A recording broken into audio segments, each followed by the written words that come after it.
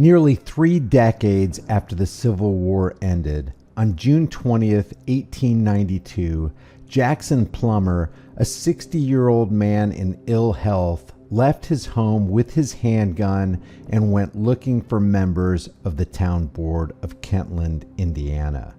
The board had ordered Plummer to trim his trees, and he objected. Plummer came into contact with John Keefe and a man named Elliott, and Keefe told Plummer to go home. The board was not going to cut down his trees.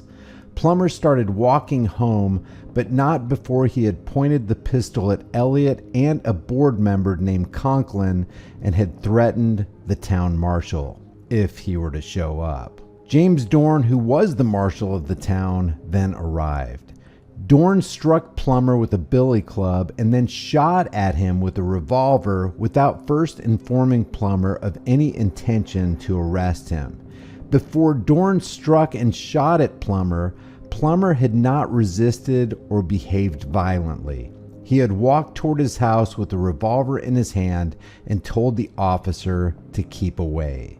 Dorn and Plummer exchanged gunshots, each hitting each other, and Dorn died from the gunshot wound. A Newton County grand jury indicted Plummer for manslaughter, and after a change of venue, he was tried in Benton County before Judge U.Z. Wiley. Plummer was convicted of manslaughter after Wiley gave jury instructions. Plummer was sentenced to 15 years in prison and then appealed. Chief Justice James McCabe delivered the opinion of the court on October 10, 1893. McCabe noted that Dorn may or may not have held the authority to make a warrantless arrest of Plummer. The offense that Plummer committed was a misdemeanor, and for Dorn to have legal authority to make that arrest, the offense must have been committed in Dorn's presence. The state cited legal authority to support that it was in his presence, and McCabe said that for the purpose of the opinion, the court would assume that Dorn had the authority to make the arrest. McCabe stated that an officer, in effecting an arrest, is allowed to use force, but only that force that is necessary. He then noted that by striking Plummer with a nightstick before telling Plummer he was under arrest, Dorn had committed a battery by the use of excessive force. Plummer was then entitled to defend himself, and when Dorn shot at Plummer, Plummer had, quote, a clear right to defend himself even to the taking of the life of his assailant. The court held that by not giving adequate self-defense instructions to the jury in Benton County, the trial court erred and the conviction was reversed. Wilson v. State discusses Plummer, depicting it as saying that it applies to the situation where the arresting officer is using excessive force such that unless the arrestee defends himself or flees, he is likely to suffer great bodily harm or death. The Wilson court was careful to note that a person may not resist an unlawful arrest where the officer does not use unlawful force. Other cases citing Plummer likewise noted that while a person may defend himself against an officer's unlawful use of force, they may not resist an unlawful arrest being made peaceably and without excessive force. In 1995, the Seventh Circuit Court cited Plummer, noting that the privilege exists not because its use is necessary to protect him from an unlawful arrest, but because it is the only way in which he can protect himself from death or serious bodily harm. Chief Justice James McCabe, in his written opinion, did support the right of an individual to forcibly resist an unlawful arrest. He wrote, "When a person, being without fault, is in a place where he has the right to be and is violently assaulted, he may, without retreating, repel force by force. And if, in the reasonable exercise of his right of self-defense, his assailant is killed, he is justifiable." These principles apply as well to an officer attempting to make an arrest who abuses his authority and transcends the bounds thereof by the use of unnecessary force and violence, as they do to a private individual who unlawfully uses such force and violence. 7 years after the Plummer case, on March 8, 1899, John Bad Elk fired several shots from his pistol from or near his home in the Pine Ridge Reservation. At the time, Bad Elk was employed as a tribal police officer for the Lakota Sioux tribe. Captain Gleason, who was in charge of that part of the reservation, heard the shots and asked Bad Elk to stop by his office to discuss the matter, but Bad Elk didn't show up. Gleason then ordered several other tribal police officers to arrest Bad Elk and to take him to the Pine Ridge Agency about 25 miles away. 3 officers contacted Bad Elk, who refused to go with them, telling them that he would go in the morning.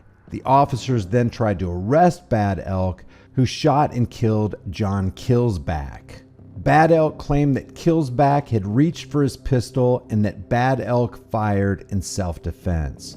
Killsback and the other officers did not have an arrest warrant, nor was the offense one that they could arrest for without a warrant. In April 1899 at Sioux Falls, Bad Elk was tried in the United States Circuit Court of the District of South Dakota for murder. At the trial, Bad Elk requested a jury instruction allowing the jury to consider that he had a right to resist an unlawful arrest. Instead, the court gave a jury instruction that stated that Bad Elk did not have the right to resist an arrest, and that Bad Elk only had the right to resist if the arresting officers used excessive force in making the arrest. The jury ended up convicting Bad Elk and sentenced him to death. His execution date was set for June 16, 1899. Justice Rufus Wheeler Peckham delivered the opinion of a unanimous court. Peckham noted that the prosecution's case and the defense's case varied in their presentation of the facts.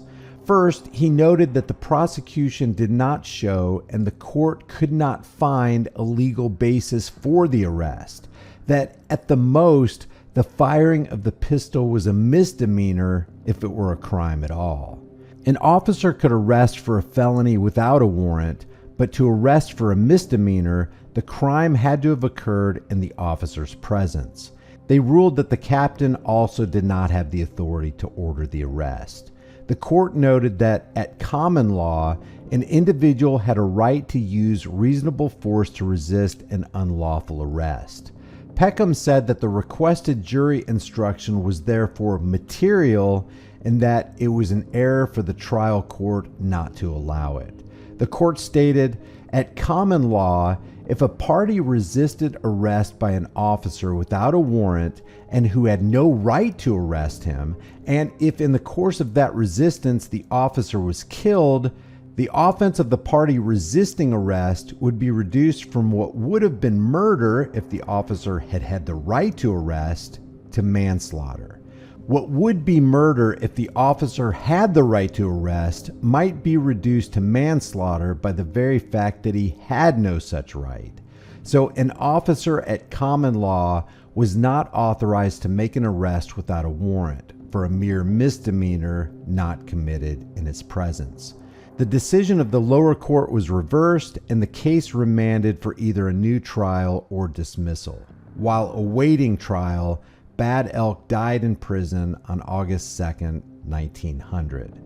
From the 1950 Maine Supreme Court case State v. Robinson, we find the quote, "An illegal arrest is an assault and battery." This case revolved around violent altercation between a deputy sheriff named John Gallant and a man named Rodney Robinson, who had been convicted of assaulting Gallant while Gallant was arresting him.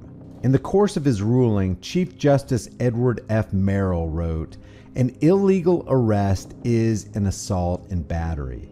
The person so attempted to be restrained of his liberty has the same right, and only the same right, to use force in defending himself as he would have in repelling any other assault and battery. However, Merrill qualified this significantly later in his written opinion, explaining that an individual only had a right to physically resist an unlawful arrest by using force proportionate to the force being used in the arrest. In other words, an individual had no right to physically assault a police officer who had only, up to that point, verbally informed them that they were being arrested. Quote, while it is true that a person who is illegally arrested may use such force as is reasonably necessary to resist the force used against him, he cannot initiate the use of force. We recognize that there are circumstances under which an assault may be repelled by a battery and a show of force may be repelled by actual force. But words alone do not justify an assault. A mere statement by an officer that a person is under arrest, even if the officer has no authority to arrest, does not justify an attack by him on the officer before any physical attempt is made to take him into custody. Over the second half of the 20th century, the right to resist unlawful arrest was progressively diluted and struck down in courtrooms and legislatures across the country. In 1969, for example, Alaska Supreme Court Justice Roger Connor wrote, "We feel the legality of a peaceful arrest should be determined by courts of law and not through a trial by battle in the streets. It is not too much to ask that one believing himself unlawfully arrested should submit to the officer and therefore seek his legal remedies in court. Such a rule helps to relieve the threat of physical harm to officers who in good faith but mistakenly perform an arrest, as well as to minimize harm to innocent bystanders. We hold that a private citizen may not use force to resist peaceful arrest by one he knows or has good reason to believe is an authorized peace officer performing his duties, regardless of whether the arrest is illegal in the circumstances of the occasion."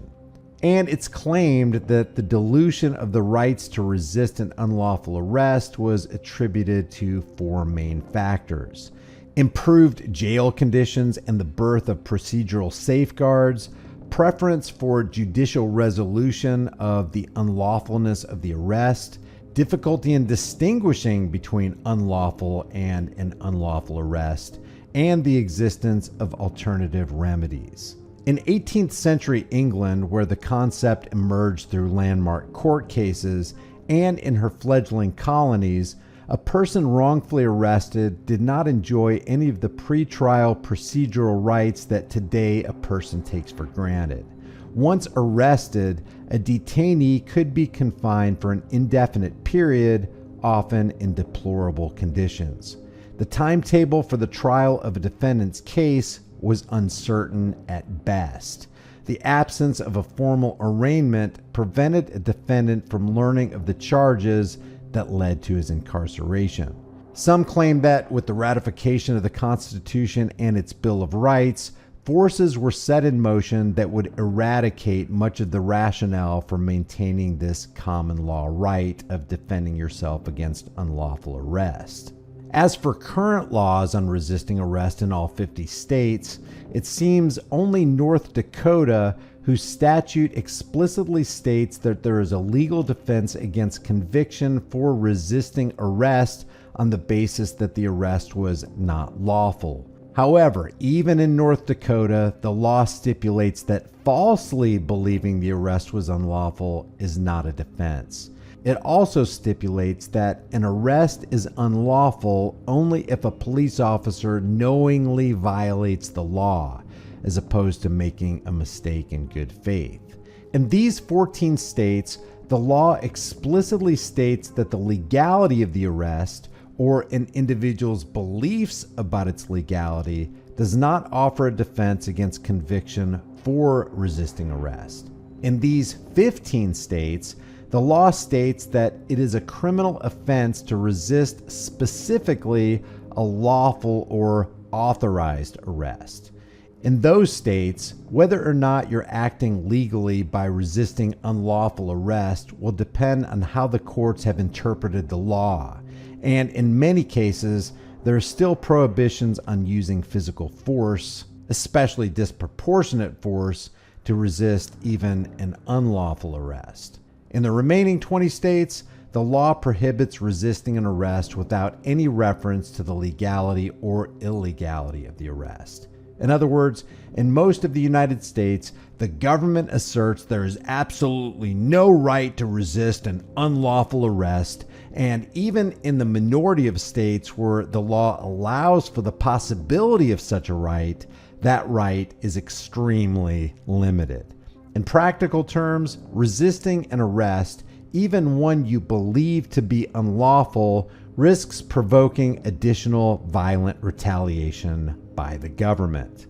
In other words, the agents of the state think it's fine for you to defend yourself when other people commit crimes against you, but you better roll over when government agents commit crimes against you.